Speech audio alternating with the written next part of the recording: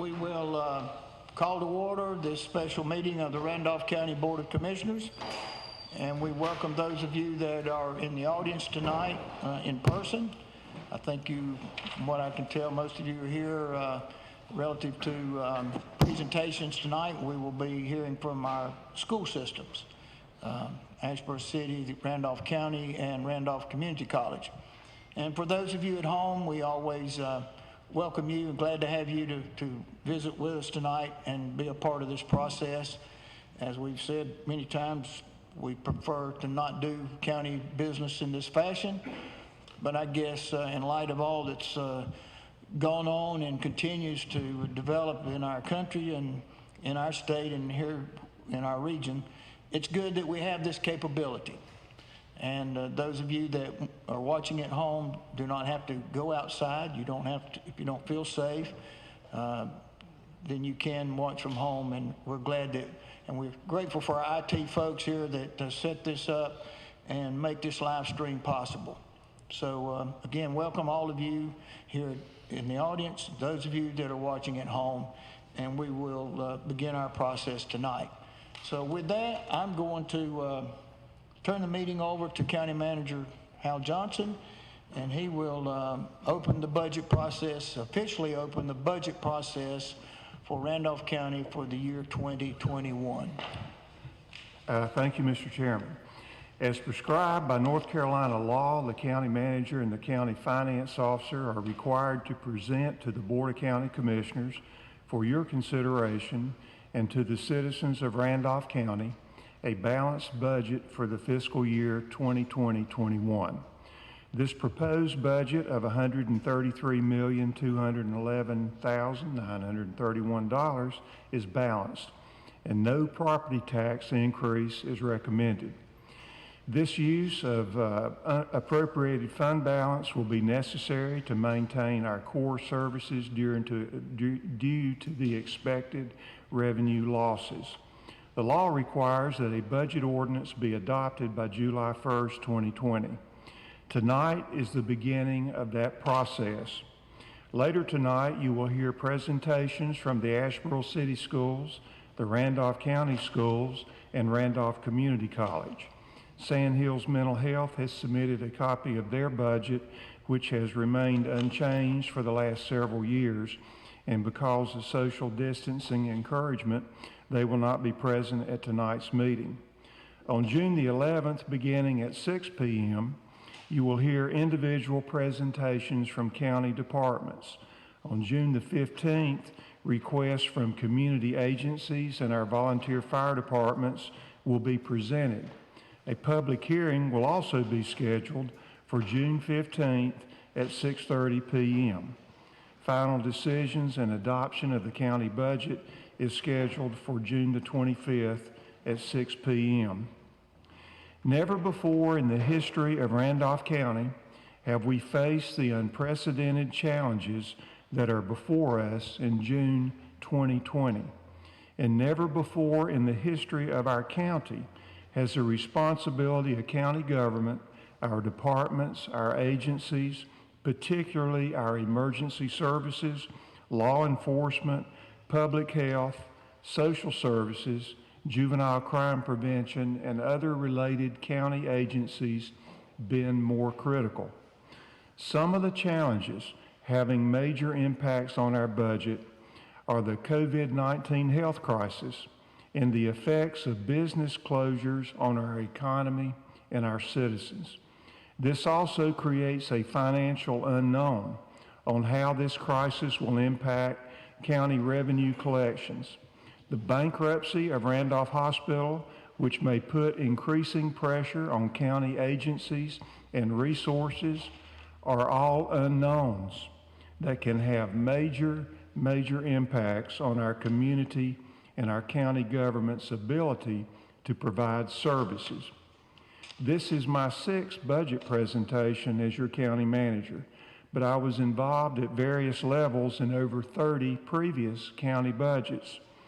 The budget process this year will be the most challenging and different because of the major economic unknowns that we are experiencing.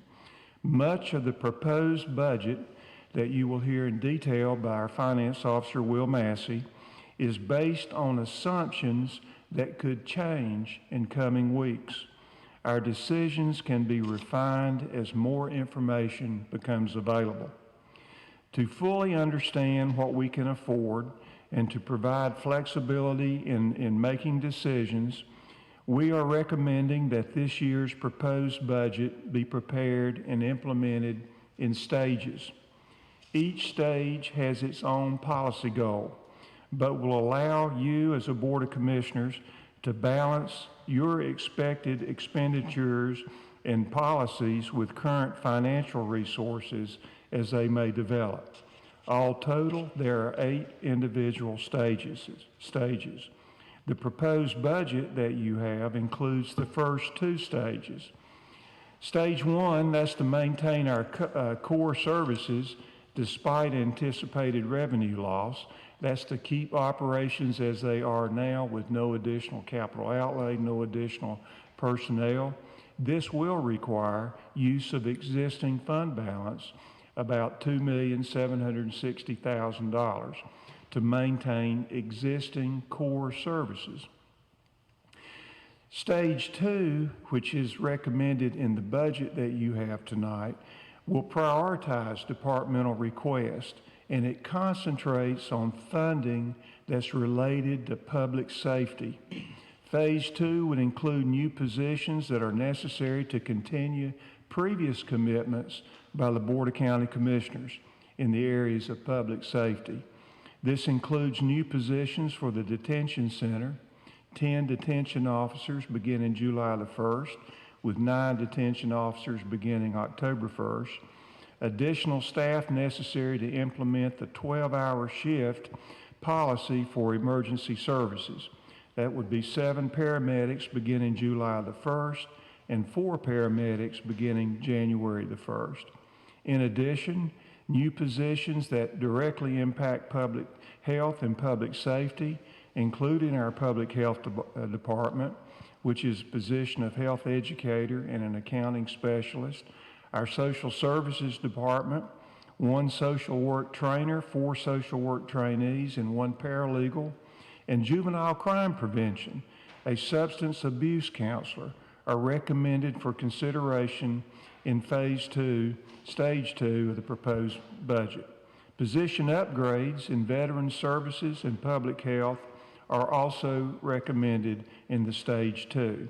This would require allocation of existing fund balance resources beyond the $2,760,000 that would be necessary just to maintain our existing core services.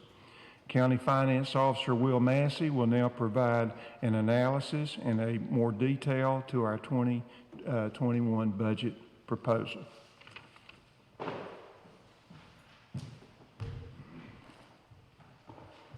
Good evening, Commissioners.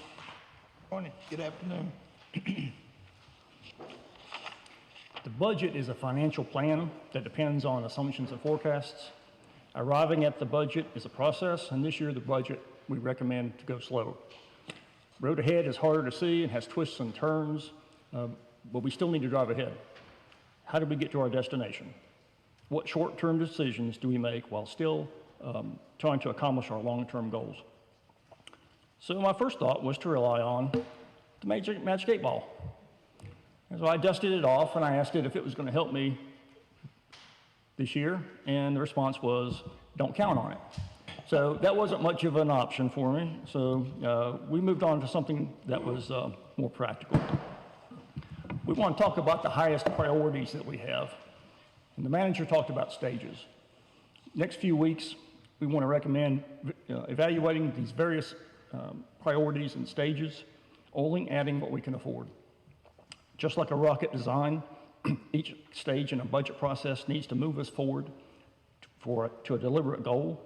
And like an auditorium stage, each budget stage must be constructed to be balanced and stable. By June 25th, we need to decide how far and how fast we should go in uncertain times.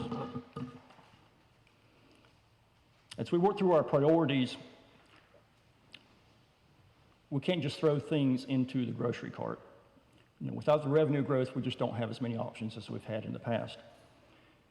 A budget stage identifies a specific need and looks for the best way to pay for it.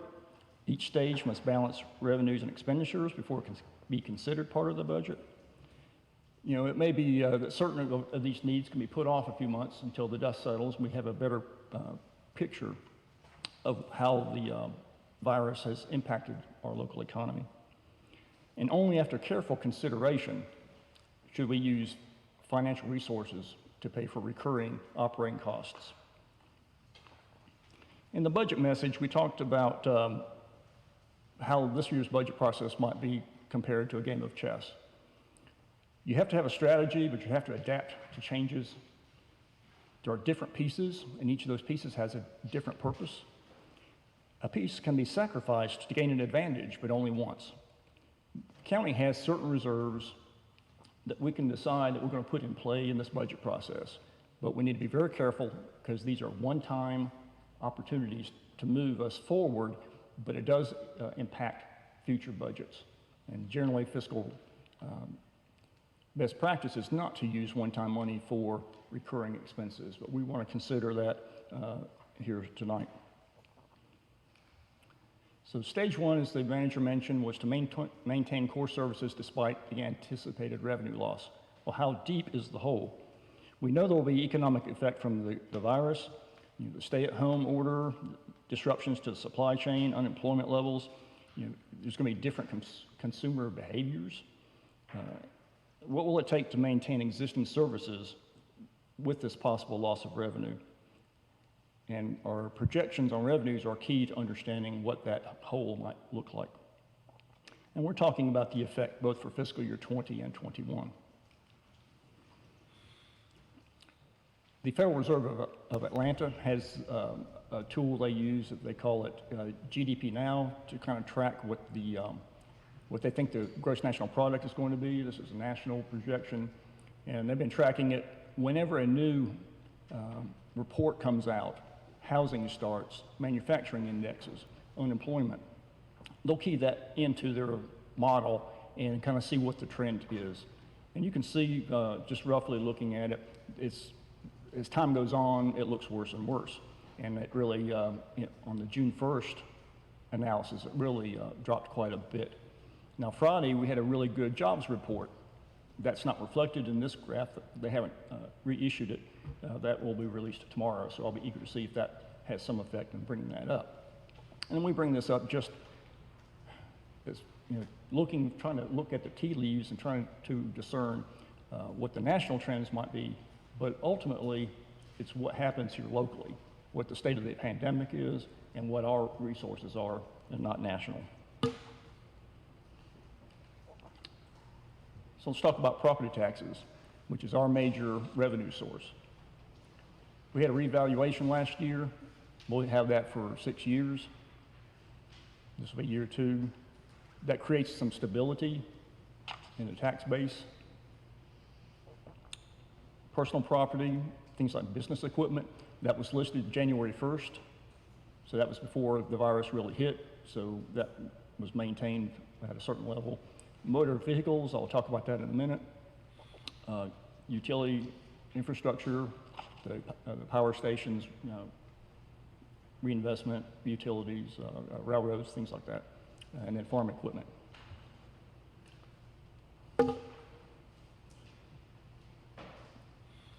Just something to consider, January 1st of 2020 was before the virus. January 1st, 2021 was after. I'll be really eager to see whether businesses made their usual reinvestment of equipment after this pandemic, or if they're going to make different decisions. Maybe they'll have more automation and less employees. So that's just a trend that we'll just have to watch out for. So I'll usually list our principal taxpayers. Most of these increases are based on the real estate values going up somewhat. These top 10 represent about 6% of the total valuation. That stays pretty stable.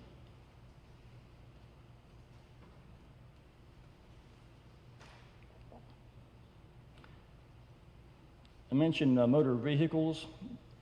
This is a chart of the last 3 years of DMV distributions to us for property taxes on vehicles.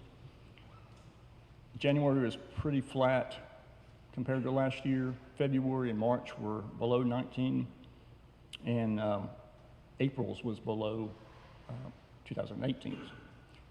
So it's about what you'd expect with the shutdown. People weren't renewing their tags. There was a But they didn't, extension. and they didn't have to either, right? Yeah, with the state extension.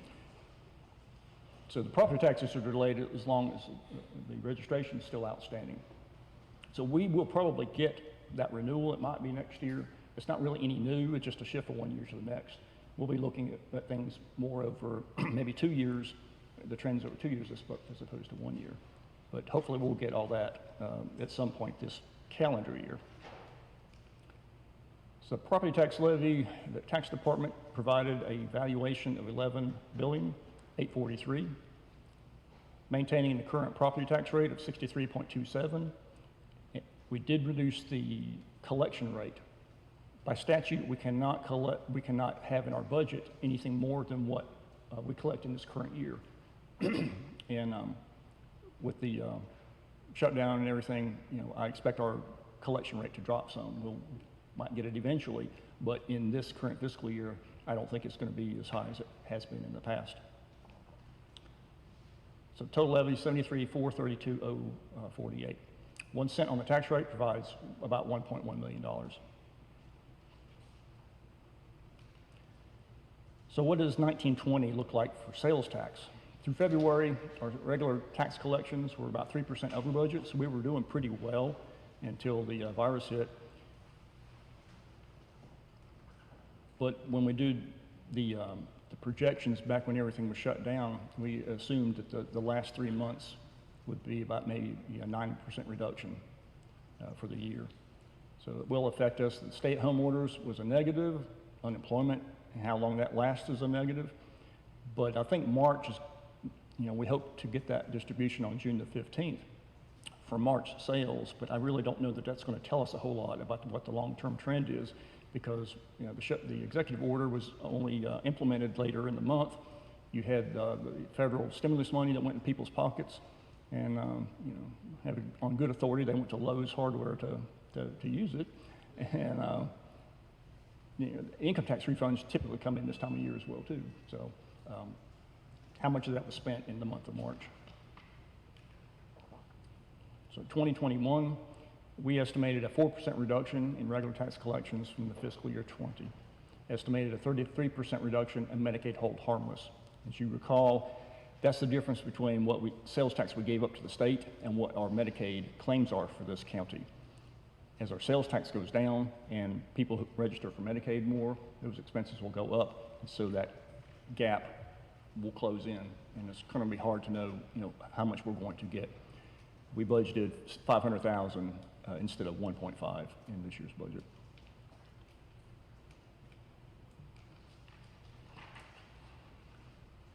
So the manager mentioned the stage 1 base budget. We assumed the major economic effect of the pandemic would not last beyond 2021. It's going to linger through the summer and into the fall, but hopefully by this time next year, things will start to recover. We assumed with that short of a period of time that it was not necessary to make substantial cuts or other drastic decisions on the budget. So we considered the use of fund balance reserves to maintain existing services. One key purpose of having fund balance is to deal with emergencies. So our stage 1 funding option was to use fund balance. June 30th of 19, we had over $35 million of available fund balance. That equals approximately 28% of our general fund expenditures. According to our policy, any amounts over 24% are committed for capital improvements, which is about $3.7 million. Our policy requires us to maintain at least 20% of expenditures, which is approximately 2.4 months. So we had 3.7 devoted for capital, which we decided it was better to retain that, cancel a few projects, and see what we needed to balance this year's budget. So as we developed this base budget here for stage 1, we reduced certain operating expenses. We removed all capital outlay, including replacement ambulances and patrol cars, no new positions, and no cost of living adjustments. That still required the use of that $2.7 million of fund balance to make up the lost revenues. So that was the depth of the hole that we decided we were going to face based on revenue projections. Stage 2 was to prioritize those departmental requests and fund the most critical that we felt was necessary to maintain public health and safety. We had 56 total positions requested, and of course a lot of this came before the pandemic really hit, but almost all those requests were for public health and safety positions. We started 2 initiatives, as the manager mentioned. We're building a detention center and need additional detention officers.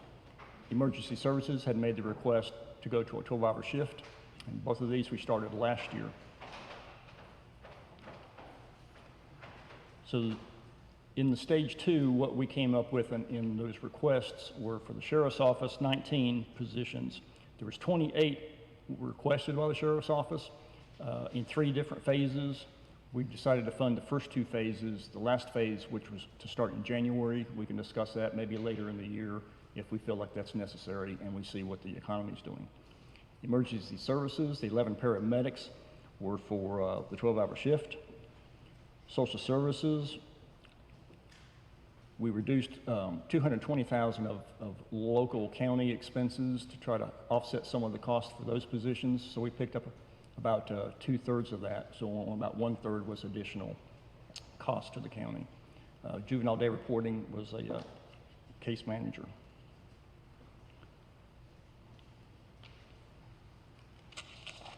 So again, we used fund balance to pay for those. We had 3.7 in excess of our sort of our maximum, and we put 4.4 to work in this budget. That amounted to about 3.3% of the total proposed budget. So much, much more than what we usually do, but only about 3%. That does leave us some capacity if our revenue projections are too optimistic. Hopefully they're not, but we still have several $1 million above the 20% if it really came into play. But we could also make some decisions later on to try to buffer that as well too. So the 2020-21 proposed budget, $133,211,931. County has revenues coming in about 27. So what we're looking for in general county revenues, which is property taxes, interest income, sales tax, those items, $105 million. That does include the appropriation of fund balance as well. So that's what is in the proposed budget. And the manager mentioned some of the remaining stages that we want to go through as we finish up the budget process. Stage 3 was to evaluate the federal COVID relief fund allocation and determine any possible effect that would have on the general fund budget. We know that some of the payroll costs that we're going to incur for the health department, especially emergency services, can be reimbursed, and that will help offset some of the appropriation of fund balance if we choose to use it in that fashion. Stage 4 would be to reassess the sales tax estimates after the June 15th. That may or may not need to be adjusted up or down.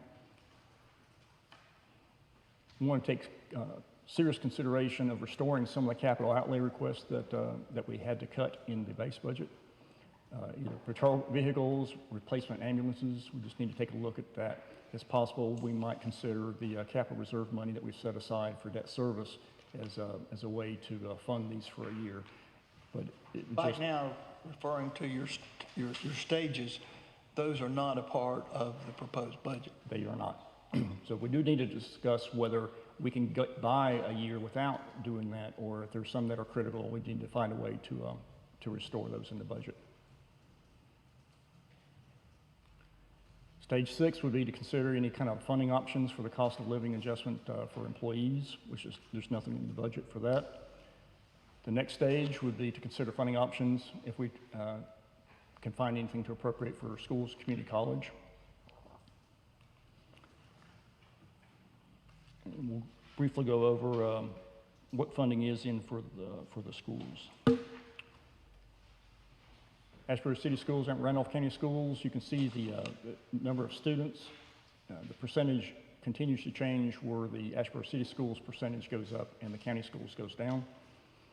So this upcoming year, Asheboro City Schools percentage is 22.66 and the county schools is 77.34.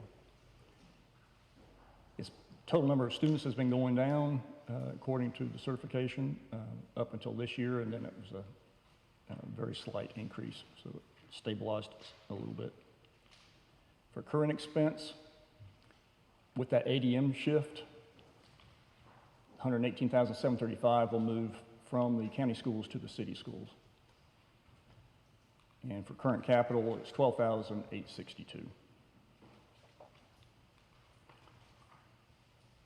We continued the funding for the facility upgrades, $350,000 for Asheboro City Schools and $850 for Randolph County Schools. In total, our education expenses are 24.6% of the total budget. If you add in the debt service on schools, you're getting up to about a third of our budget. Then the last stage, I guess, would be consider any kind of funding options for appropriations to the outside community service agencies. We had a number of them who asked for additional funding for this year. There was no changes in the proposed budget, but if the board wants to consider anything, we need to look at some funding options for that. Just briefly, debt service, we're not going to issue, well, we are going to issue some debt anticipated next March for the Asheboro High School renovation. But that's not going to affect the debt service payments we're going to make in this upcoming fiscal year. The first payment will be in 21-22.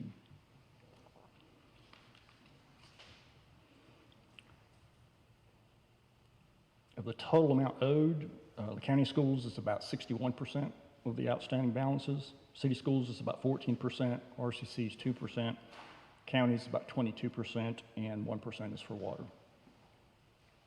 What was the county school, 60 what? 61% of the total outstanding balance.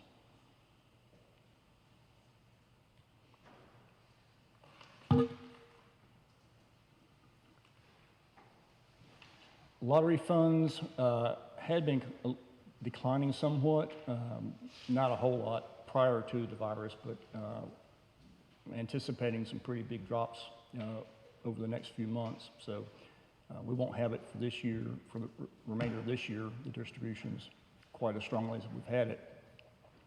So we reduced our anticipated distribution for next year by about 25%, and we'll see how that goes. That differential comes out of the capital reserve, so whatever we don't make up in that comes out of the capital reserve money. Did we make any adjustments for, because aren't they changing some of the rules around the lottery? Wasn't it, there's a report on that a couple weeks ago or so? There may be some discussions, but I don't know anything firm up. So for the fire districts, 4 districts were requesting rate increases: Farmer, Northeast, Randolph, Sophia, and West Side. And the Farmer one is pretty small, just to get up to revenue neutral rate last year, because as you recall, they turned their budget in early and didn't get the revenue neutral rate. Manager went over the budget schedule, so I won't do that. We will have our proposed budget on our website by tomorrow morning. And finally, I'm just going to mention, we usually talk about the strategic planning initiatives. Our landfill lease revenues, we have typically, the past few years, taken $1 million, put it in capital reserve. It's part of our funding plan. And then the additional CPI index adjustment for this upcoming year, but we'll get the distribution in July. It's $81,436. Based on some commitments made last fall, that will reduce down that $81,000 to $65,000 that you actually have available for new initiatives once we get that distribution in July. Mr. Chairman, that concludes the presentation on the county budget. Any questions of Will? Will, do we have open positions that have been open for any time? Or Not I that know are, lapsed salaries are, not that we really typically have. Usually we're filling those positions pretty regularly. If there are departments that have any positions, they typically, and have them for any long period of time, they're usually just not funded, but if they need it put back based on activity, like a WIC program or something, we might, that's federally funded. They'll just start funding it. So there's not any lapsed salaries that we really anticipate. of course, this budget doesn't, and it can't make any consideration around potential effects of issues at Randolph Hospital. And that's a big unknown. It does not have any extra ambulances or any other anticipated costs related to that. We are adding 11 paramedic positions, so hopefully it would help if that happens and we have to take those patients out of county. You don't have any revenue replacement potential in there for CARES Act funding or whatever Not at the current federal time. version? It's one of the things we're watching because the CARES Act specifically said that the distributions we got are not for revenue replacement. So we have to wait and see if that's going to be the case. As it stands now, it would just be any salaries related to COVID-19 that would be able to offset, the expense in the general fund. But if the virus hopefully would disappear pretty quick, so we may not need all that. If it goes all the way to December, then we've got that money that will cover those the personnel costs. Mr. Chairman, one question. In issuing debt. I'm sorry? In issuing debt, Issuing debt. are we anticipating or not anticipating issuing any debt? According I to didn't catch that. the capital improvement plan, Yeah. the next project we would finance would be the renovation of Asheboro High School. And Right. they anticipate needing that done next March. Okay. And then the last one that's on our capital improvement plan that we would finance would be the jail renovation, and that would be probably in the fall before we would need to issue the debt for that. Fall of '21. What does the crystal ball look like for issuing debt? Interest rates? It's pretty volatile over the last couple of months. The Fed has lowered its interest rate, which should keep our interest rates from escalating higher. But if things were to recover by the fall, and Fed starts to raise interest rates, then it could have some effect. But our rates really didn't change a whole lot. They were still relatively low historically, even before COVID. So I still think it's probably a good time to issue debt and take care of some of these projects. The big unknown is just escalating construction costs. Right.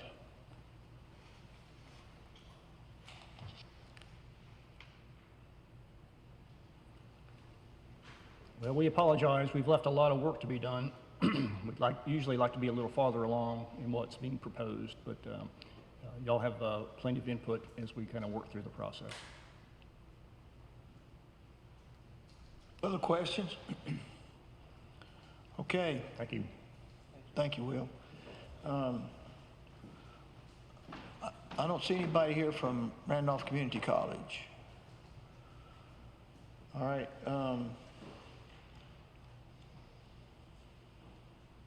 Asheboro City Schools, you're up. Dr. Woody, welcome.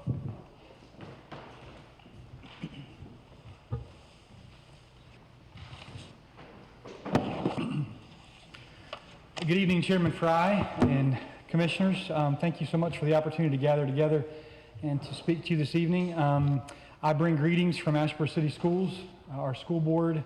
We have a couple of folks here tonight I would like to recognize, if possible. Our board chair, Ms. Gidget Kidd, is here, as well as one of our board members, Baxter Hammer, who's also chairperson over our finance committee, and Sandra Spivey, who's kind of my right-hand man, our finance officer for the school district, who, if needed this evening, I may lean on her just a little bit if we have any really unique nuance in terms of questions regarding the presentation.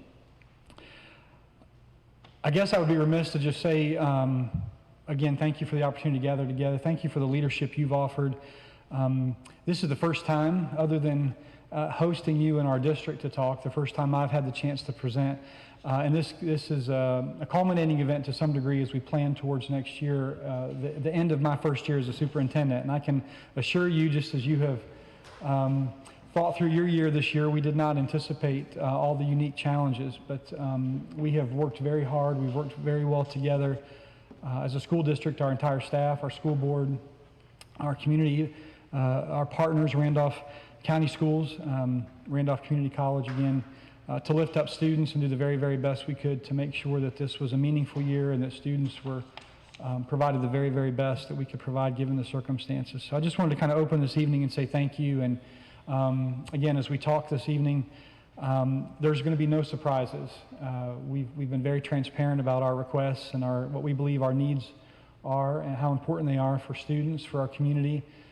We also recognize, and I come tonight, quite frankly, with a lot of humility in the sense of understanding the dynamics and the challenges. We just heard a great presentation, challenging presentation about property values, about sales tax, about revenues that we depend so heavily upon to make sure that we educate each and every young person in Asheboro and all throughout Randolph County.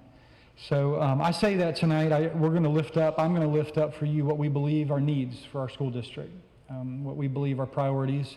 But we also are team players.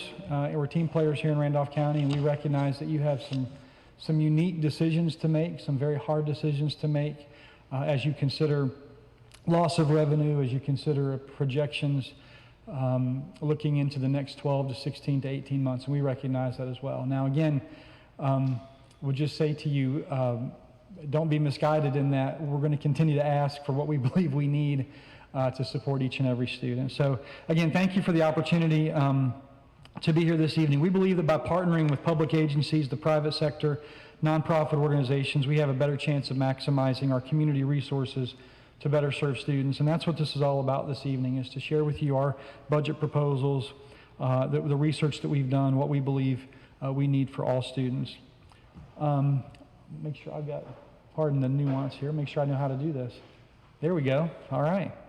As you see on this first slide, we are looking at a continuation budget and request of $406,850. We are asking for that as a continuation budget. You know, in many budgetary seasons, we look at continuation expenses, and then we look at expansion items. We don't have any expansion items to lift up to you. We understand holding the line and what we need, but we also anticipate retirement rate increases. We don't know exactly what those are quite yet. Health insurance increases. We do have some thoughts about utility increases. We are essentially finished with a 40,000 square foot addition at Asheboro High School. We'll have some turnkey opportunities with that facility here in the next couple days and weeks. We have furniture coming the first part of July. We're thrilled with that expansion. It's going to do great things for our students and our staff, and to ensure learning continues further down the road. But we also anticipate we'll have some utility increases due to that square footage. We also recognize, as we heard tonight, that there will be some hidden costs or some unexpected costs in responding to COVID-19. Dr. Woody, Yes, sir. if you're allowed to go back in classes this fall, will you be in the new edition? Yes, absolutely.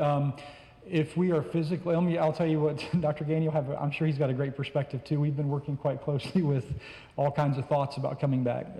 The belief is we will come back to school. Our staff will come back on August 10th and students on the 17th. One way or the other. It may be remotely. We may do some gradual things. That's for another conversation for another day. But really effective July 1, furniture will be in that space.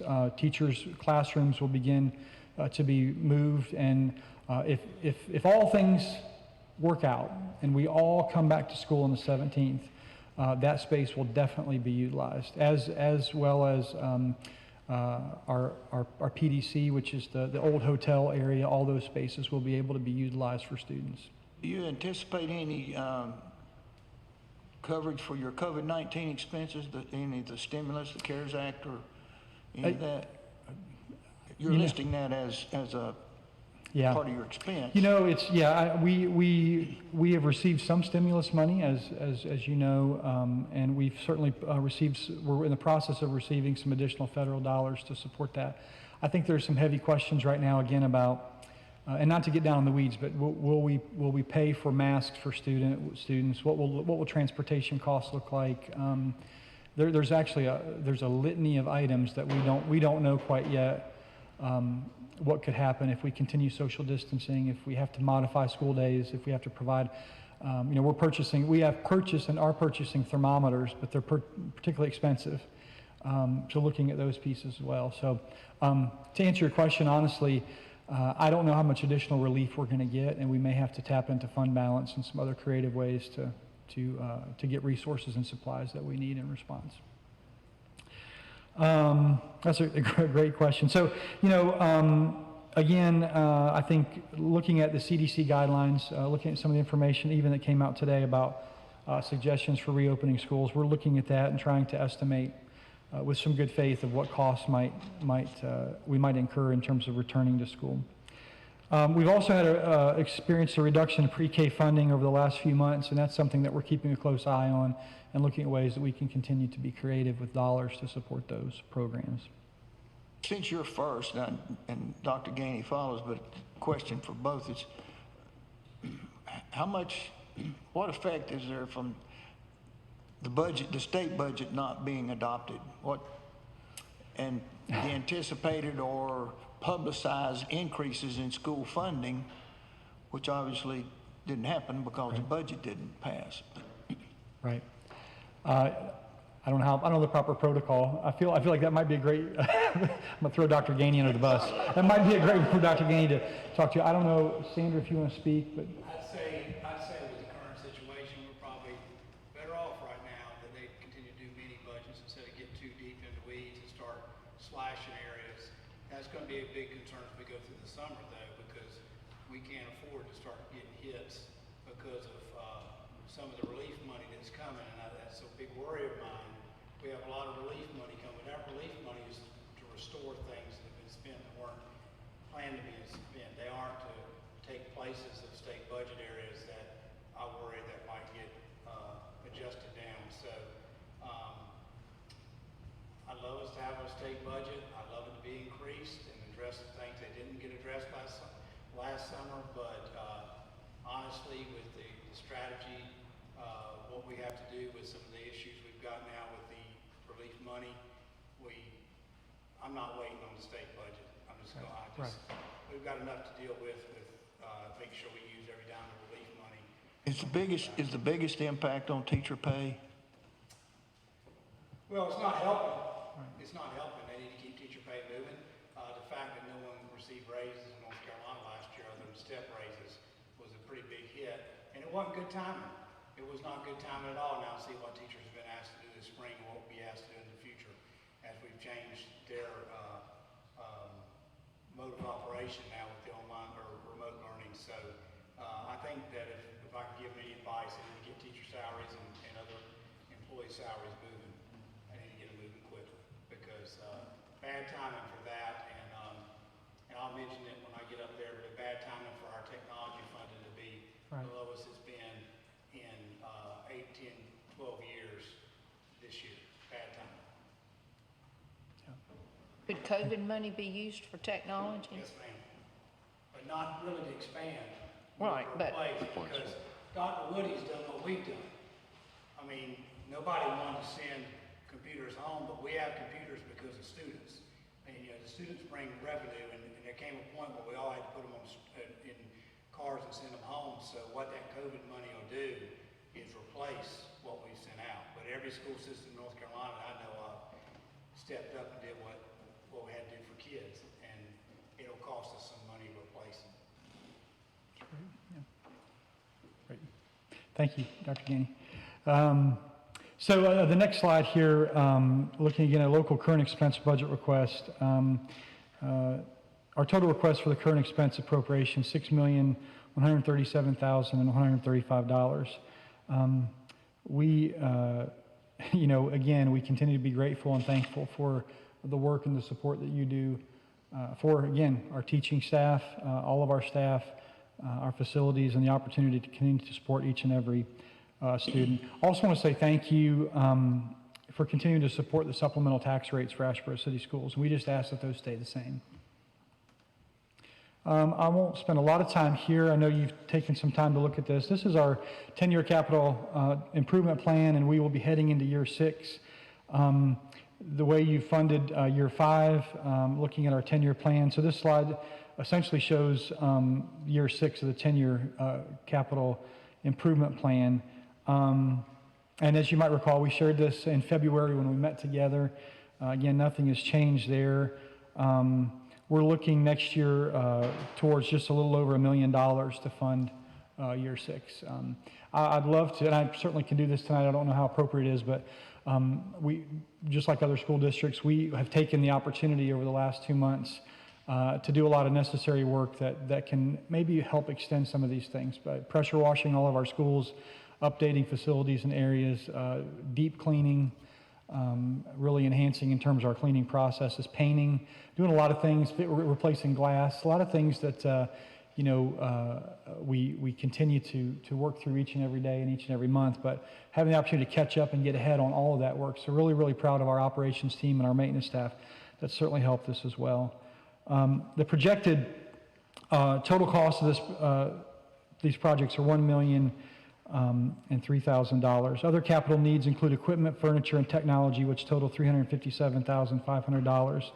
So, we certainly are going to tap into that on our own, but we'd like to request $100,000 more in terms of funding to help with this process. So we're requesting $1,070,712 for this piece. The next slide is just a quick glance, an Excel document. It's just a snapshot of what's remaining on our 10-year plan. We've been very, very consistent there with this, and again, this is not a surprise to you. We've taken some time to discuss this before and get this to you. So, as we discussed in February, in terms of our facility improvement presentation, we're also requesting just over $28 million for renovations at Asheboro High School. As you saw, and we believe is going to continue, each year our membership continues to grow at Asheboro High School, and we serve a diverse population of students with a variety of needs.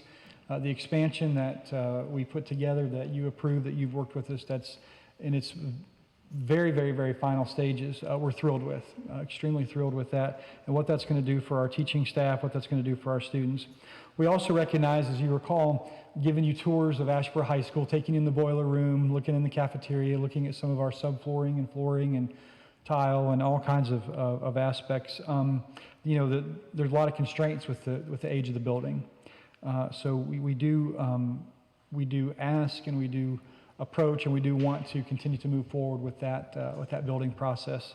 And really what I would say is the old bones and the traditional classroom space and hallways of Asheboro High School.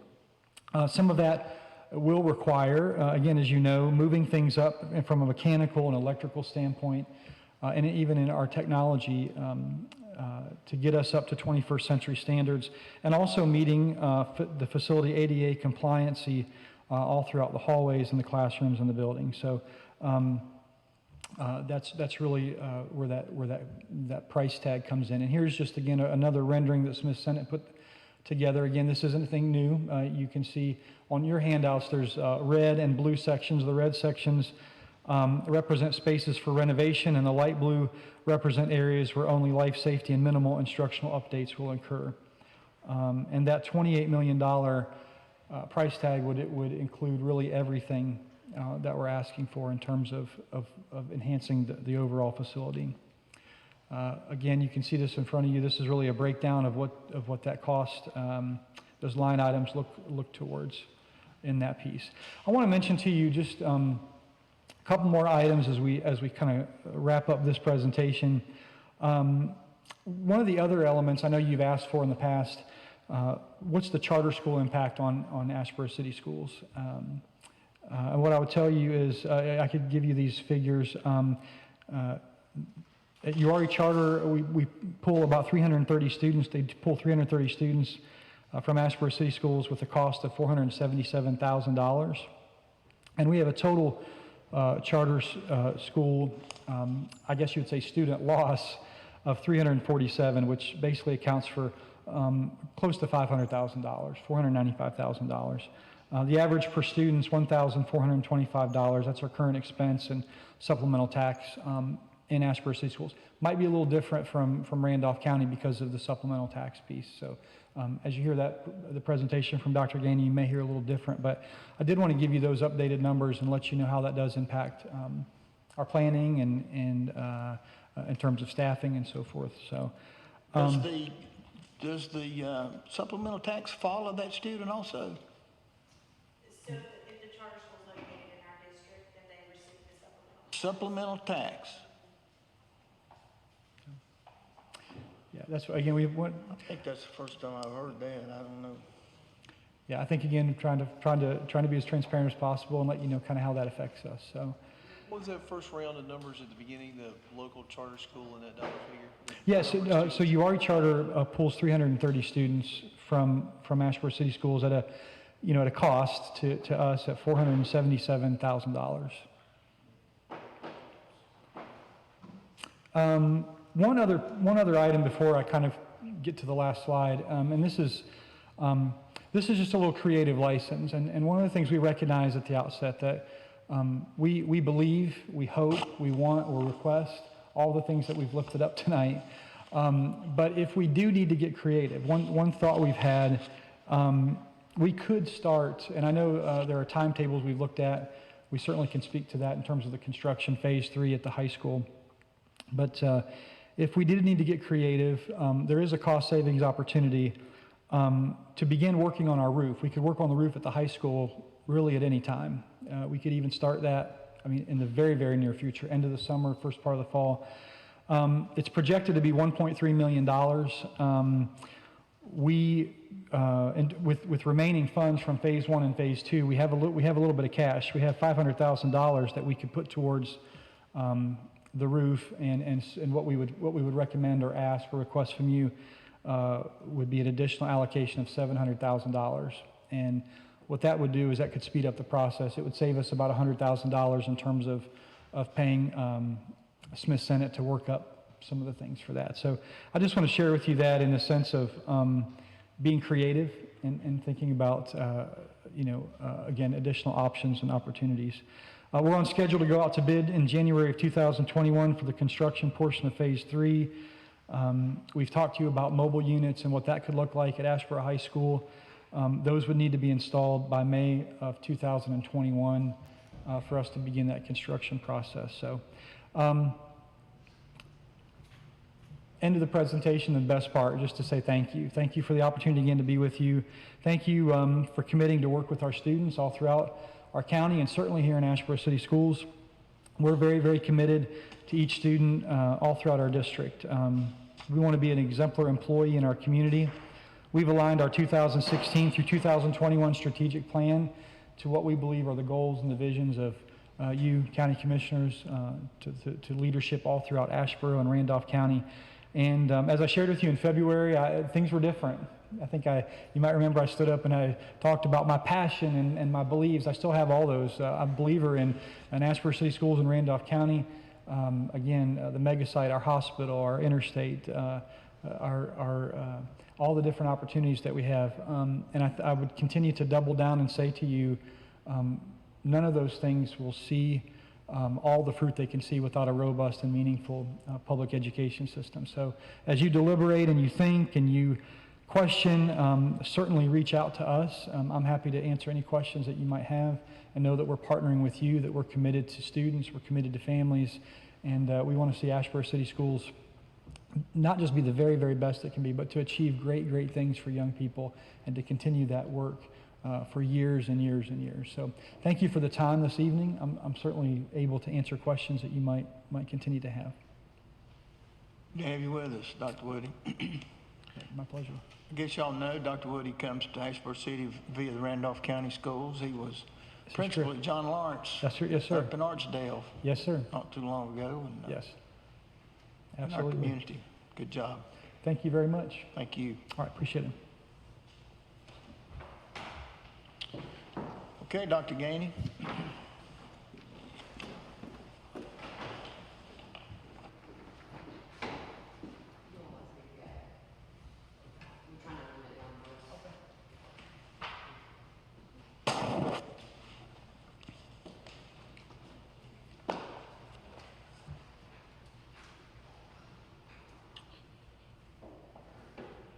Good evening. I just want to start by saying thank you, Chair Fry, Vice Chair Allen, and the rest of the commissioners. I always appreciate getting to come and talk about Randolph County School System and talk on behalf of the students and staff members of our school system. I am thrilled to be the superintendent of the school system and represent 2,354 employees and approximately 15,700 students. I do want to point out I have some very special staff members with me tonight. I have Marty Trotter, one of our assistant superintendents, Todd Lowe, our finance officer, Kat Berry, assistant superintendent, also Andrea Haynes, assistant superintendent for HR. Kat does curriculum instruction, and then an individual who stays close by my side and many times is Tim Moody, our public information officer, who works very hard to help us with the media and sharing information about our school system. What you have tonight from me is you have a PowerPoint, a budget PowerPoint. You also have a budget book, and let me just walk through what you have in the budget book to begin with. The budget book focuses on Fund 2, which is current expense, Fund 4, capital outlay, Fund 5, child nutrition, Fund 7, AT tax, and Fund 8, state and federal grants. Now, the only thing that you don't see in there with our funding is Fund 1, which is our state money, and Fund 3, which is our federal money. That's not in this book. We don't include that in the book. And tonight I'm going to focus on Fund 2 and Fund 4. And I also want to just say that nothing I talk about tonight is any different from January 13, 2020, when we had our joint meeting, which again, I mentioned many, many times. I'm delighted we have that meeting. That's exactly what I wanted and Mr. Allen's laughing because it is my favorite day of the year.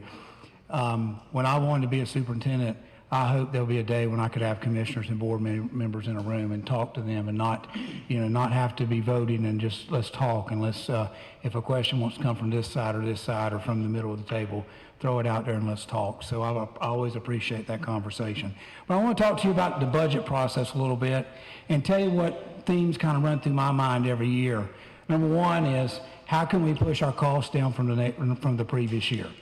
Can we push it down? If we can't push it down, can we keep it in a similar range or what is deemed reasonable in the public eye? And the public eye includes our commissioners, includes our Board of Education members, includes our staff, and includes our parents. Also, we want to be consistent. And by consistent, I talk about the shopping spree. I see many people in public leadership, they go out and they throw stuff up and they don't get it and you never see it again and you wonder how bad did they need it to begin with. They didn't bring it back. So what are you telling the commissioners? What are you telling your board? We needed it one year, we didn't get it, so we don't need it anymore. And that's not anything I want to be a part of. And I'll talk about that a little bit when we get into our request. But example, we're still pushing. We're going to finish that 1% supplement for our staff members. We're going to finish that $200,000 that we started pushing for last year for the first time in 3 years. We had gone 3 consecutive years with a zero in a capital outlay request. And then last year, you helped us. We asked for $200,000 and you met us halfway because that's all you could do. And one thing I say about our commissioners, I'll just tell you, in my heart drives a lot of what I do. My heart, I walked out of here, this is my 7th budget, and I walked out of here every time thinking they did everything they could do for us this year. And that's between Will Massey, Hal Johnson, and commissioners. I know that. And in the end, one of the things I think we miss in public leadership now is no one wants to say thank you. And I want at the end of the day to be able to say thank you. Maybe the thank you is for increased funding. Maybe the thank you is we've got a bad budget time and we were able to stay flat. Or maybe we had a bad budget time and we took very minimal cuts. So just know those 3 things ring with me constantly when we're going through the budget process. Now I want to start with our two sides of the house, current expense. We have 3 current expense requests, and I just want to point out this consistency item. The first 2 current expense requests have been in all 7 budget requests that I've presented to the county commissioners in my time as superintendent. The third one was in every one but 16, 17 because we did take some fund balance and address it at that time. So our first current expense, as you know, I've mentioned this many times, continuation costs will always be there. Matching insurance, we expect a 4% increase. Matching retirement, we expect a 7% increase. Potential salary increase, that's for our locally paid employees. We have 205 locally paid employees, and we're anticipating about a 2% increase. And those benefits are all for those 205. Charter school growth, we anticipate a loss of about 50 more students. I want to say something about charter school. I believe there's a right place for every kid in school. And so when I talk about charter school, we have to coexist in the same community and take care of the kids of this county. But there are some financial things that come along. When we lose a child to a regular charter school, we lose this year $1,316. When we lose them to a virtual charter school, we lose $790. That's in local money. So that's how it happens. That's not their fault. But it's not a dollar for dollar. That's why we bring it back as continuation costs. This year we lost $1,675,550 to charter schools between the virtual and the regular charters. The majority of our money does go to URI charter. They have 1,062 of our kids. 106 of our kids go to Chatham charter, so a good amount of money goes there as well. We actually have 183 children who went to charters in 1920 outside the county. So $240,828 of local money went out of the county. Liability, workers' comp, unemployment, and property insurance, we look at that as going up about, we're projecting a 3% increase. I want to make note that the state gives us no money for insurance premiums. That all comes out of local money. This year our insurance premiums total $970,928. And lastly, fuel, energy, water, garbage, we have an expectation of that going up $150,000 based on rates, particularly energy rates. So continuation costs are going to be there. And what I appreciate about the Board of County Commissioners in this county is this. You know we can't do anything until we get that one solved. And I appreciate it. I appreciate that we always have that very frank conversation of that's always number one. Our second current expense request is one I'm very proud of. I'm very proud of your work, and I'm very proud of what you've done over the last 7 years with us. That's our supplement increase. We started in 16-17 after 1%, and that was a big price tag, $1.2 million. You couldn't do it, and I understood why, because you've got a lot of other people you're helping, a lot of other groups. But you said we're going to get it moving, and you know, we had conversation years prior of we're going to get that thing moving. 16-17, we moved the supplement for the first time since 07. And we're coming out of recession years and all, and we've moved it now 3 out of 4 years. So here's where we are. We're 0.25% from finishing it. 0.25%. $335,000, and we finished that whole percentage point. And here's the other piece I mentioned back in January. You know, when you look at percentages and all, I also look at the whole numbers. And right now, we've taken every category, because every time we've addressed supplements, we've addressed every supplement category. We have 3 categories that have yet to get to the next whole number. That's the category of high school and high school principals, assistant principals, elementary assistant principals and principals, and teachers. One more 0.25% gets everybody to the next whole number. That'll be a big day. When that comes, it's going to be a big day. We've had tough budget times, and we've kept it moving. So that's a big request. I've been here 83 months. Actually 83 and a half, I guess. We're getting close to that now. And I'm going to tell you, I've seen some of the most phenomenal things in classrooms and schools and that I've seen in the school system. The best group of employees I've worked with in my career have been right here in Randolph County. So anything we can do to keep this thing moving and finish that 1%, that's a request. And then our last current expense request is technology, $100,000. And this one, we've been here many, many times. But again, I want to go back to the public. If the public's watching, the county commissioners have done everything they could for the Randolph County school system every year. We're going to keep coming back with technology because I think some numbers I have will show you why we have got to get a foothold in our local budget. In the 2008-2009 school year, the state of North Carolina gave the Randolph County school system $619,000 in technology money. 2 pots, state connectivity money, state technology money. How unfortunate it is that this year, 1920, we hit an all-time low of $295,000.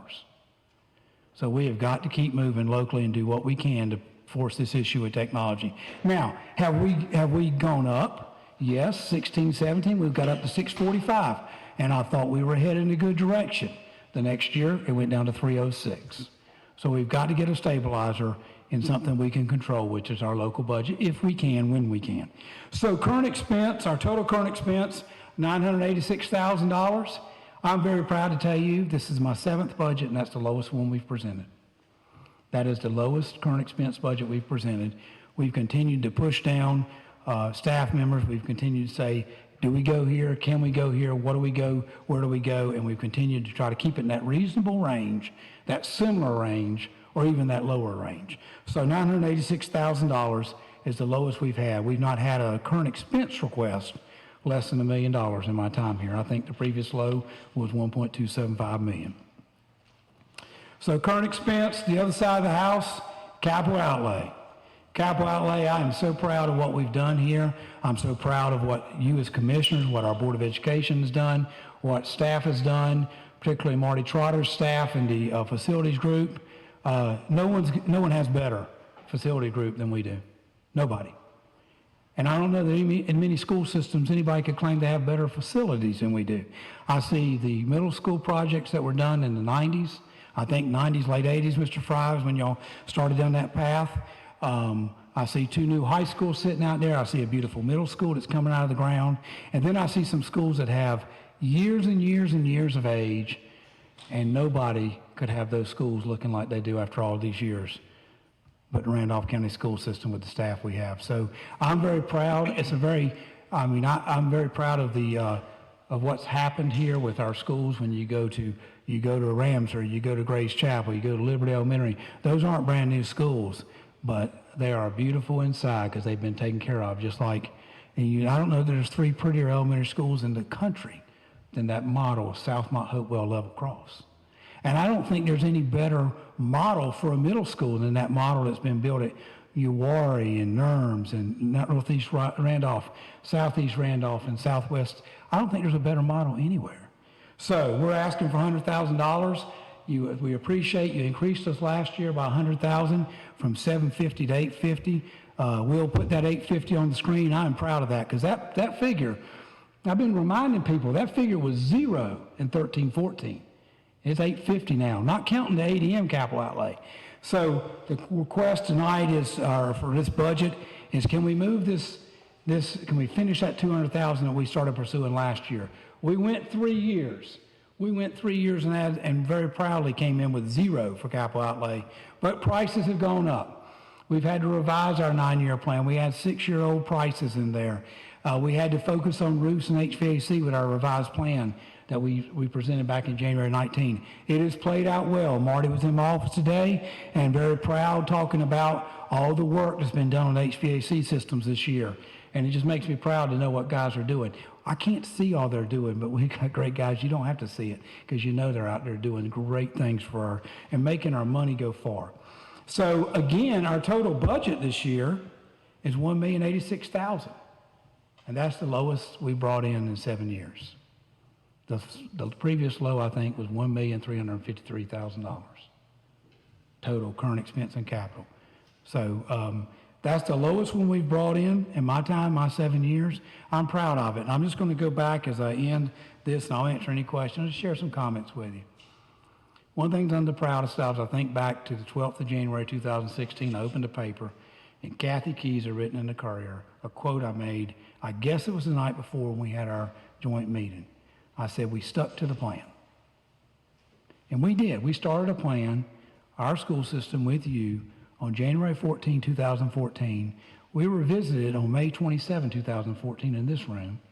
And it was a plan that was based on trust and transparency. And we've stuck to it as a group. Now I'm talking a big group. Our staff, county commissioners, and our Board of Education members. So I'm very proud of that. That I did not lose sight of that. And I just stuck to the plan. It isn't just our side.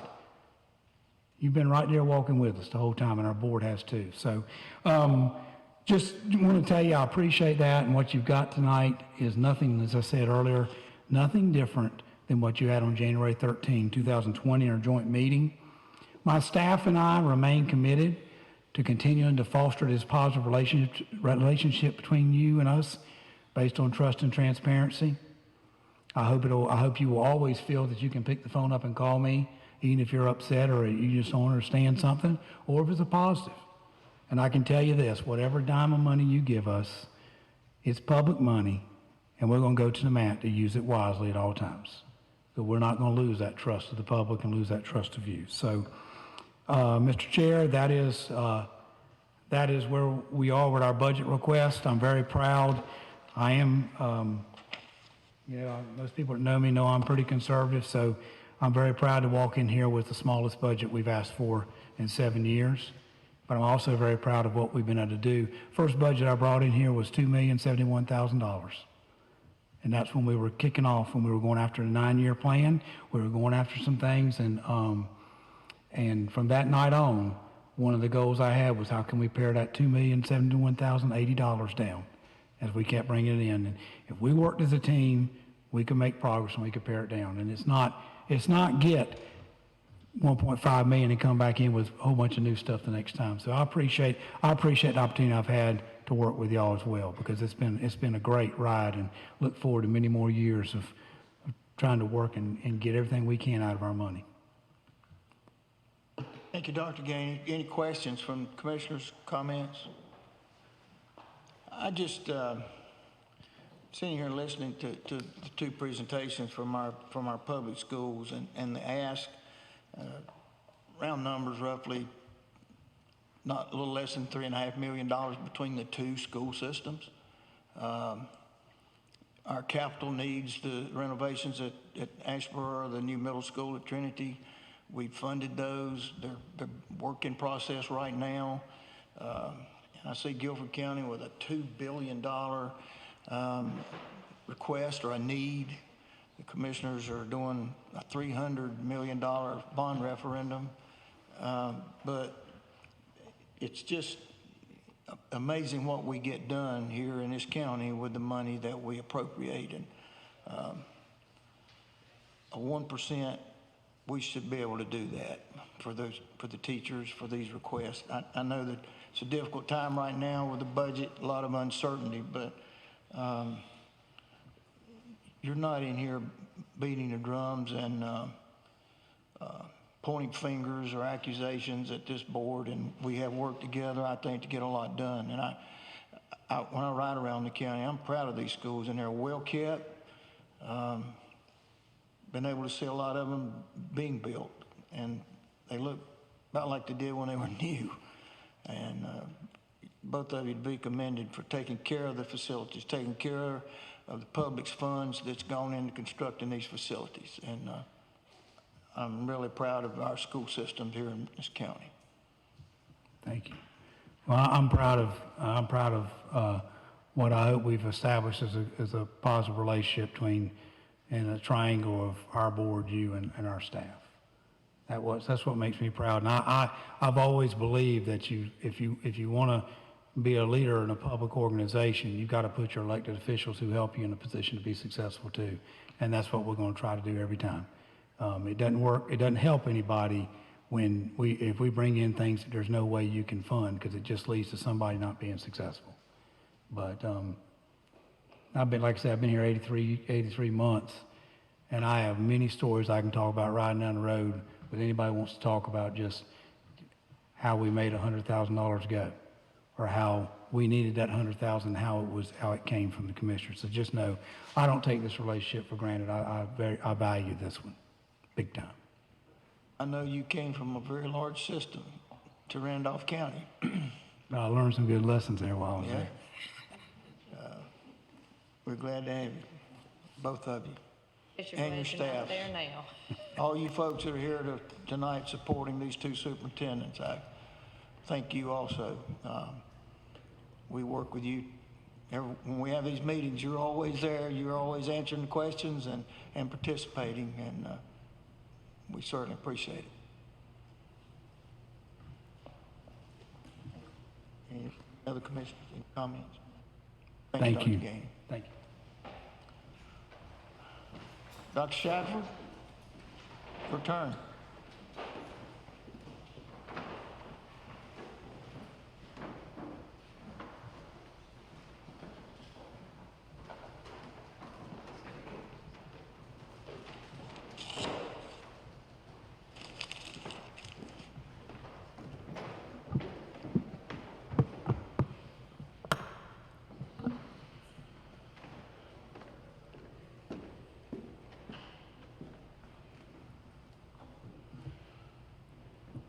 Good evening, Mr. Chair, members of the commission. It's good to be with you this evening, and I feel in a lot of ways like Dr. Gainey was just describing. I've been working with you now for 13 and a half years, and we've done a lot in 13 and a half years, and we've done it with your support. I had an interview today at noon with a journalist in Raleigh who's working on a statewide article.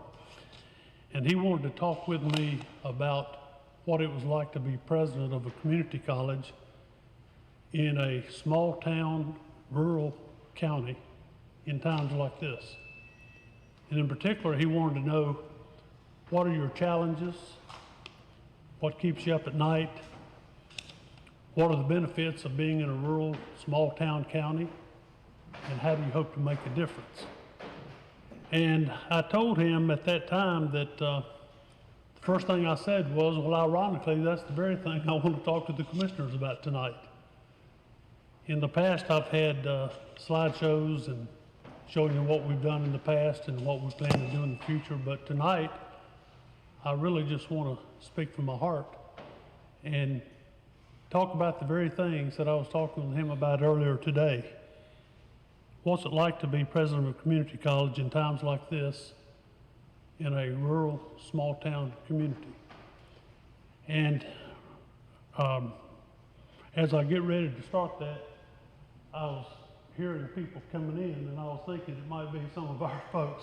I've got members of my senior leadership team here, Chad Williams, Vice President for Student Services, Daffy Garris, Vice President for Administrative Services, Shelley Green, Vice President for Institutional Advancement, Albert Lasser, Vice President for Workforce Development and Continuing Education. I really appreciate being able to work with them every day, and I thank them for being here tonight.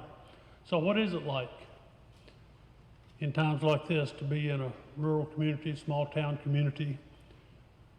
So, well, first of all, we don't have the growth in population, tax base that you have in a Charlotte and a Raleigh. Raleigh, and I'm saying this literally, I'm not being facetious, Raleigh builds campuses like we build buildings. I'm not kidding. Their population grows so fast. In fact, they have nearly as many campuses as we have buildings. And I've had conferences in 4 or 5 of their campuses, and there are 3 or 4 I've never even been in. So we don't have that increase in tax base. We don't have the we don't have the mega corporations that can just pour big bucks in, because I know Charlotte several years ago wanted to have a building trades center because of all the construction going on, and one of the major construction companies built them a huge facility about the size of a Lowe's hardware store, and it's named after that company. And I said, we don't have that kind of money in a small, rural, small town community, and that's part of what it's like. But we have some very, very good things. One of the things is that we know each other in this community. We are a community. We care about each other. We want each other to succeed. We help each other succeed. When you go to a county event, people from all over come. When there are hard times, we want to help each other and step in, and there's something special about that. We're not a face lost in a sea of faces. We don't have a skyline that looks like Charlotte. We don't have skyscrapers, but we know each other, and we care about each other. And a lot can be done based on those relationships. And so while we don't have a whole lot of people pouring in every census, adding to the total numbers, we have something special. We have a community. And as president of the community college in this community, I find it a great privilege to serve in a community where it is about relationships. I said, people know who we are, and I know who our community is. I know the people in our, and I mentioned, I know our commissioners, I know our mayors, I know our industry leaders and our business leaders. And that creates some very special opportunities. And during times like this, that's what we're going to depend on. We're going to depend on those relationships. And we're going to pick this community back up economically in terms of workforce, and we're going to work together, and we're going to make it happen. Now, what keeps me up at night? He asked. I said, well, two things. One is that the new world we're getting ready to come into after this pandemic is going to be different than the world we just stepped out of. There are going to be jobs that people had that they're not going to be able to go back to. There are going to be jobs that are needed that we haven't thought of yet. We've got to find new places to put people who've been displaced. And we can't afford, as the community college in this county, to be running along chasing these changes. We've got to be out in front of it. And we've got to be anticipating what it is that we need to do to prepare our students for the jobs of tomorrow, not the jobs of yesterday.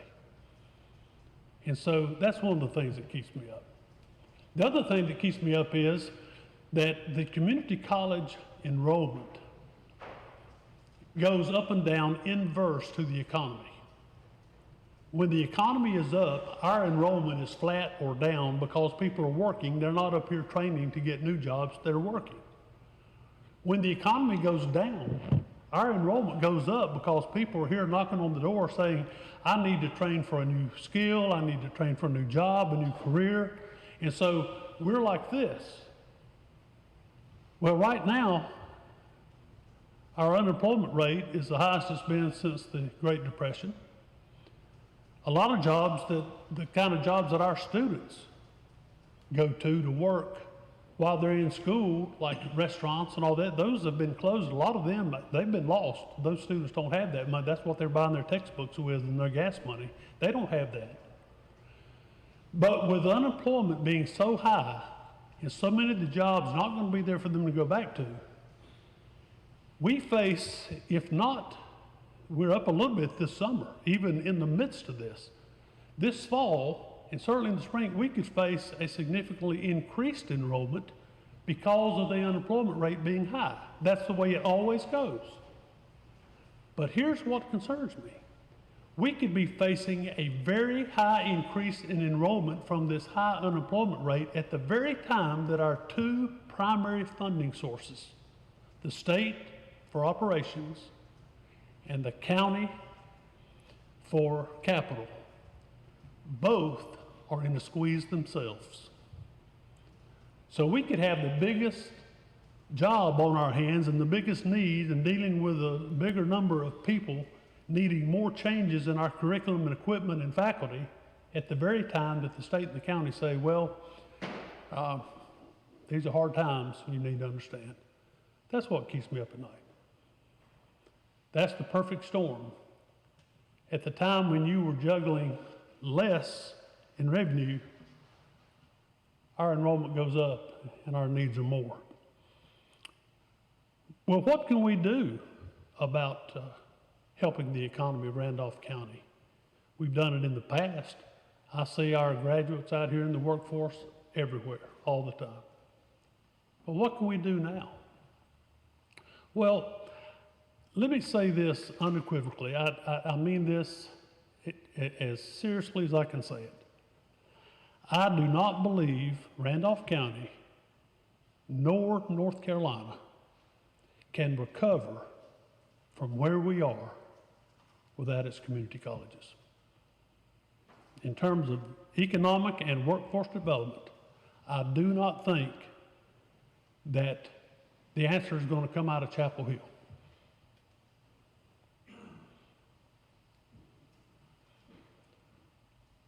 I think it's going to depend on the community colleges. We're in the communities. We're talking to the employers. We're hands-on. We're nimble. We can turn on a dime. We can meet a need tomorrow that we didn't even know about yesterday. And I think that's what it's going to take to get this economy back on its feet. And so what can we do? Well, a number of things. We're going to continue to do a couple of the major things that have been so critical to our economy. If you think about it, the vast majority, I'm talking in the 80 and 90%, the vast majority of first responders in Randolph County are trained at Randolph Community College.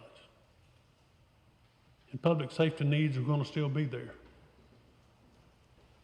We're still going to prioritize that. Public health needs are still going to be there. We train most of the nurses. We train radiographers. We train CNAs. We train medical assistants that serve all over this county and all over this region. And we're going to continue to prioritize that.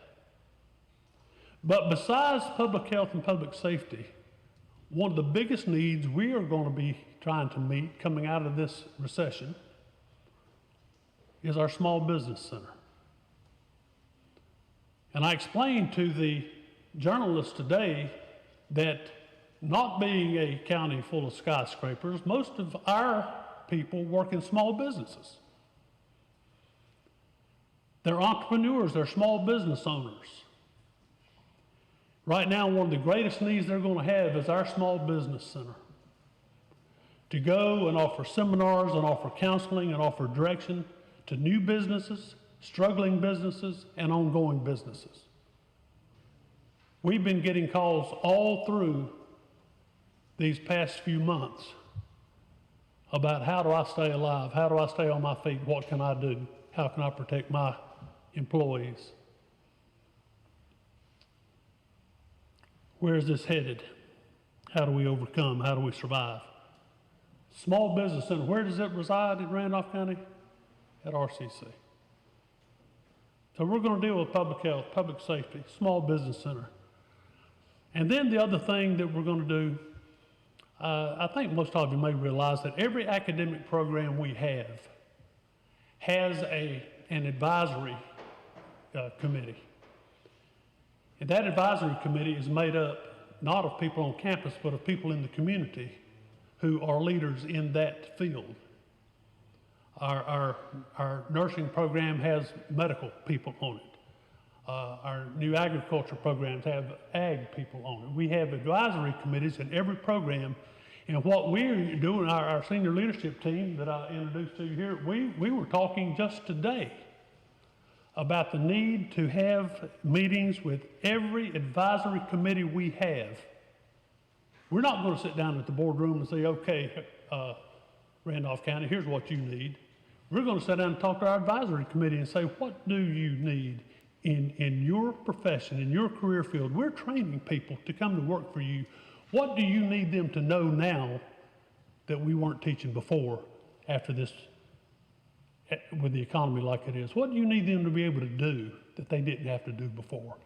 How do we need to change our curriculum? What do you need for an employee to leave RCC and come to you and be exactly what you're looking for? So we're going to talk to all of our advisory committees, which means people all over the county are going to help us meet the needs they face coming out of this recession.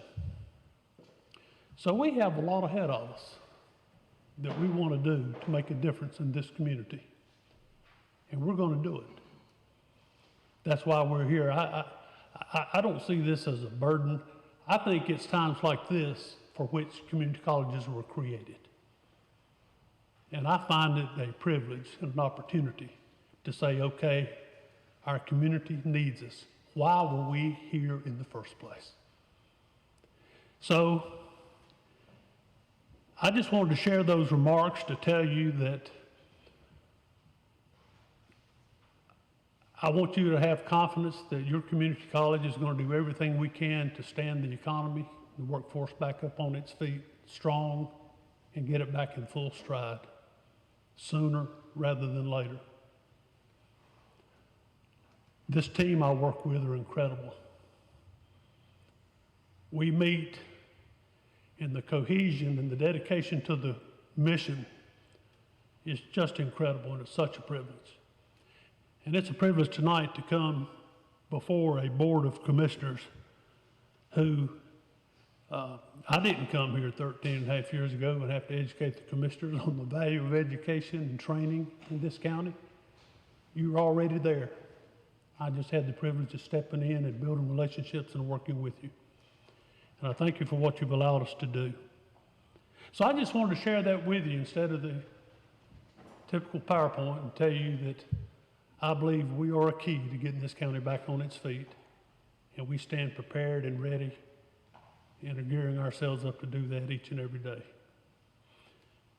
So when you look at the county budget request, there are a lot of similarities in what I've said to you in the past, and you see the same numbers I see, and as you've looked it over, you've noticed the same things I've noticed.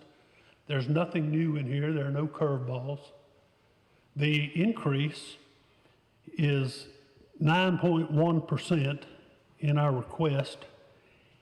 That is that's a dollar amount of $238,000 of increase. Our whole county budget we're requesting is $2.8 million. Now, why are we asking for any increase? We wrestle with this and we try to squeeze everything we can out of that turnip before we bring this in here. If you look at it, what you're going to notice is a lot of the increases are things that we have absolutely no control over. It's insurance rates, it's retirement rates, it's health insurance, it's dental insurance, it's liability insurance. That is a lot of it. A good bit of this, also a little chunk of it comes in security. And as you know, you used to fund all of our security, and now we fund a major portion of it out of our state budget. And we're asking for a little more of your support moving back security services. Last year we had 35,000 in there. We're asking for 50. We fund about 90,000 of it out of our state budget. And we have 2 SROs on our campus, and we need that. There are also things in here like repairs on buildings. Probably our biggest budget item, if we were to put down all of our needs, and you've seen that list of what we would like to do in the future, probably the biggest ongoing expense we have is deferred maintenance. When you have a campus that's started to be built in 1962, and some of our furnaces and air conditioners and HVAC and all of that, some of it's 30 to 40 years old, deferred maintenance. And so you'll see an increase in repairs to facilities from $30,000 to $75,000, and $75,000 we'll hardly touch it. It's just what we will need to keep things running so we can keep the doors open. And you'll see a lot of things in here, such as we are going to need more office supplies, more cleaning supplies, more housekeeping salaries. As you know, with the new Allied Health Center, that's another 45,000 square feet of utilities. You're going to see electrical costs on here, utilities, housekeeping, all of those things. That's going to take upkeep. And so I've been asked a question, and I imagine you will ask it, but let me just predict and go ahead and answer it in case it doesn't get asked. What about the new Allied Health Center with our hospital having been downsizing and all of that? Is this a waste of money? Is this, have we done the wrong thing? And I'd like to make this very clear. Actually, this has worked very much to our advantage. Because of the simulation that is available in that building, as you know, it's not just classrooms. The simulation is going to be incredible. Because of the simulation, and if we hire, which we've discussed, if we hire a certified simulation director, we actually will be able to do clinical training in our allied health center. Now, why that is so significant is because when you have health programs, one of the most challenging parts is to find clinical sites. If you go to Lexington or Thomasville, they're going to give the clinical slots to Davidson County Community College first. We have to stand in line if one or two opens up. If you go to High Point, we go to High Point and say, we'd like some clinical slots for our nurses. Well, we're serving GTCC, and if any slots open up, we'll let you know. Same thing in Winston, same thing in Greensboro. And so we're always struggling for available clinical sites. We are going to be able to use our magnificent simulation capabilities for approved clinical sites for a lot of our medical programs. Now, you say, but what about jobs? Our people have always gotten jobs regionally and not just here in this county. For example, our radiography students. Our radiography students typically get more jobs out here in clinics and facilities throughout the county. You go to your orthopedist, you go there and there's some of our radiography students doing all the x-rays. So they're not all concentrated in the hospital. Our students, because of the need in nursing, even with the stress that our hospital is under, we're going to have additional clinical sites in our Allied Health Center, and our nurses are going to be in such demand, they are still going to be able to get jobs here in this county, in clinics and doctor's offices and hospital, and Greensboro, Winston-Salem, High Point, Thomasville, Lexington. They're still going to get jobs with an easy commute, just as they always have. So our Allied Health program, our Allied Health programs, and our Allied Health Center are really a blessing to come when it did, because it's going to give us additional capabilities to train our workforce in healthcare. So I just wanted to add that because I think that's important information. You may get asked that question. Do you regret you built that Allied Health Center? At a time like this, it's needed now more than ever. And we're going to continue to train students in healthcare professions and in public safety professions, and we're excited about the opportunity. So as you look at the budget, the increases are in things that are either due to things we have no control over, which is your insurances and retirements and that kind of thing. And we're not even guaranteed that it's going to be this low. Sometimes you get surprised it'll be higher than we even anticipated. But the other thing has to do with our new Allied Health Center and with our needs on campus. And right now, cleaning and cleaning supplies are very important. And so we do have an additional 45,000 square feet of space to take care of. Well, I could go on and on, but you see the numbers, and you've already noticed what I pointed out anyway. But it's electricity, it's maintenance, it's things that we have to do. All that being said, I just want to thank you again for the support you've given us in the past. We've made tremendous progress over the years, and we've done it because you love your community college and you appreciate what we do in the community. And I want you to know I appreciate what you do for us. And we're going to give you our very best in the days ahead to put this county back on its feet in economic and workforce development. That's my pledge to you. Mr. Chairman, I'll be glad to take any questions you have. Dr. Shackford, thank you very much. And I want to tell you, I've been here quite a while and worked with others in your position and these other positions. And you've always had a positive attitude. You've always had a can-do. We're going to get this done.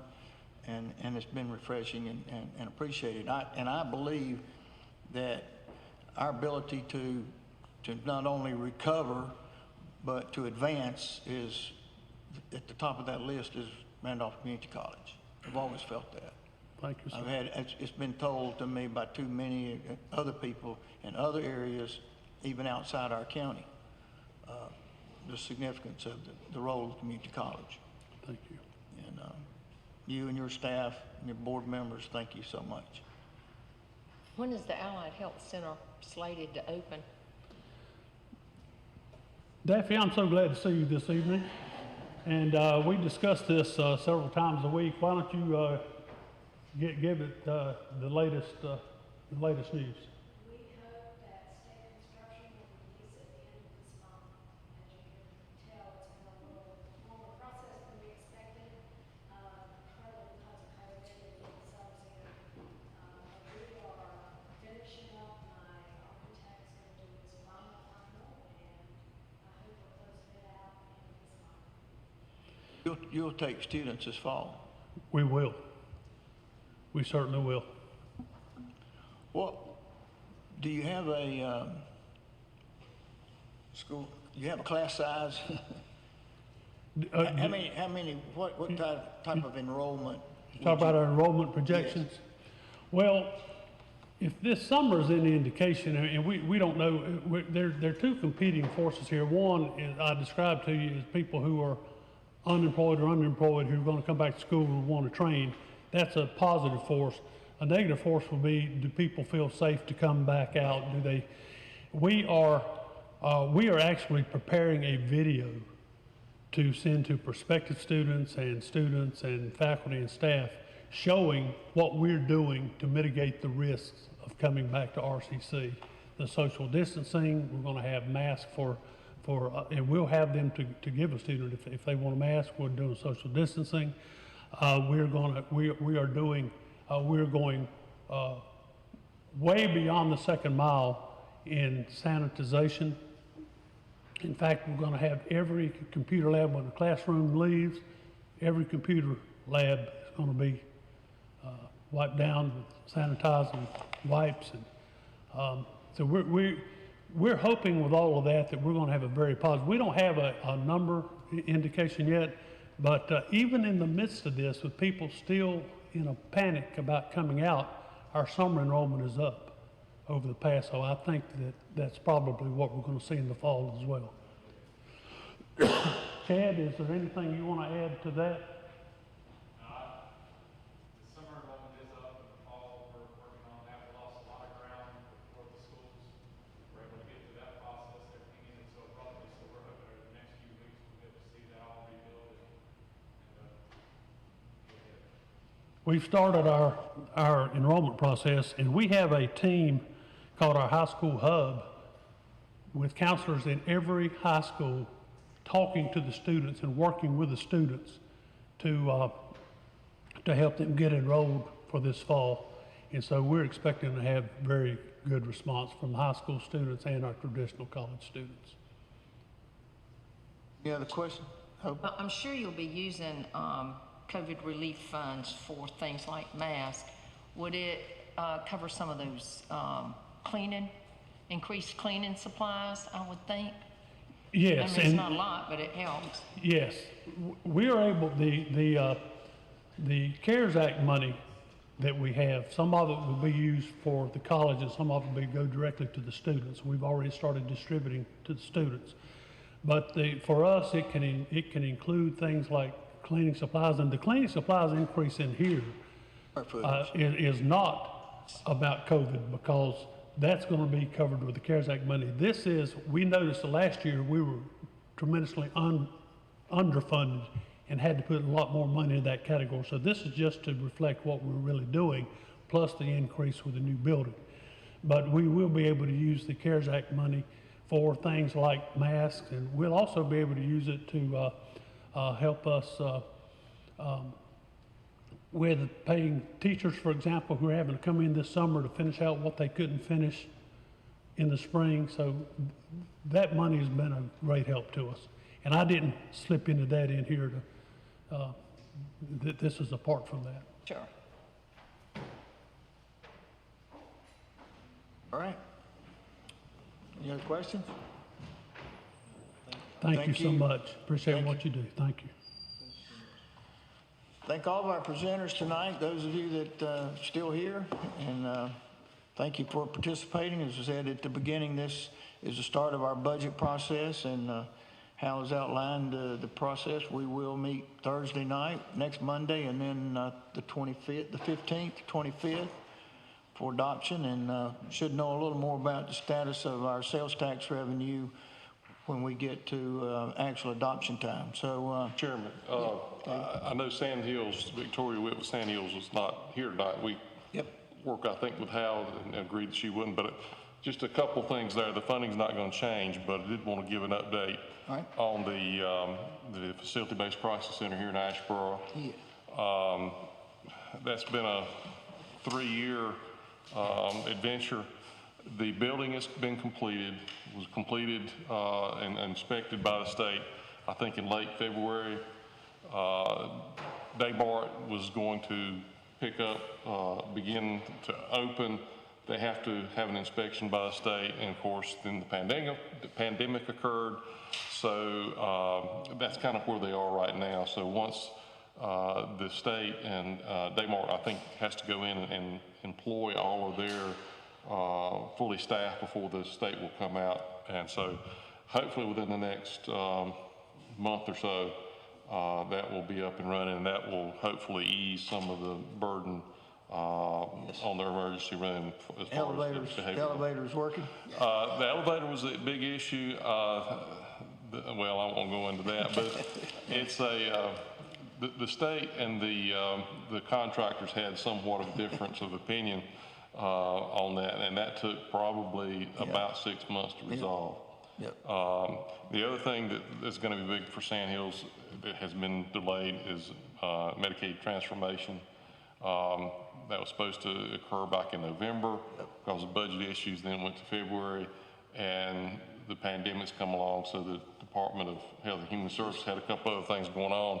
So I'm not sure when that's going to impact, but it would impact not only Sand Hills, but public health, Randolph Public Health, the social services. So that's still out there, but it will really impact the services that Sand Hills provides. So that's still out there with them. I saw the sign where they were hiring. They are looking to hire several clinicians. So hopefully that's just the next step, and hopefully that's, they had actually planned an open house in April, and that kind of got put on the wayside. So hopefully within the next month or two, that facility will be open. And there are facilities being planned for Greensboro as well, a child facility and another adult facility. Now, is that in process? It is in process. They've broken ground on both. We've appropriated funds.